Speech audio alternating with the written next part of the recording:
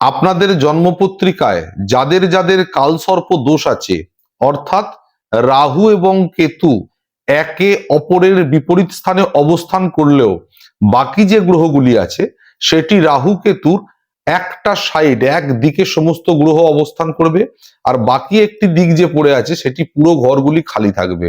এটাকে বলা হয় কালসর্প দোষ। এই কালসর্প দোষ হলে কি হয়? এই কালসর্প দোষের ফলে সমস্ত গ্রহকে ইনঅ্যাক্টিভ করে দিয়ে আপনার সমস্ত কাজে বাধা তৈরি করবে। অর্থাৎ যে কাজই আপনি হাত দিতে যান না কেন, প্রত্যেকটা কাজে বাধা তৈরি হবে, বিলম্ব হবে, বিড়ম্বনা যোগ তৈরি হবে। সেক্ষেত্রে অর্থনৈতিক বিড়ম্বনা, ভাগ্যের বিড়ম্বনা এবং সমস্ত কর্মে বাধা, এর ফলে মানুষ নাজেহাল হয়ে যায়। এই কালসর্প দোষ থেকে মুক্তির একটা সঠিক উপায় বলছি আপনাকে। জ্যোতিষশাস্ত্র মতে কালসর্প দোষ থেকে মুক্তি পাবার একমাত্র সঠিক উপায় হলো একটি বৈদুর্য মুনি ধারণ করুন।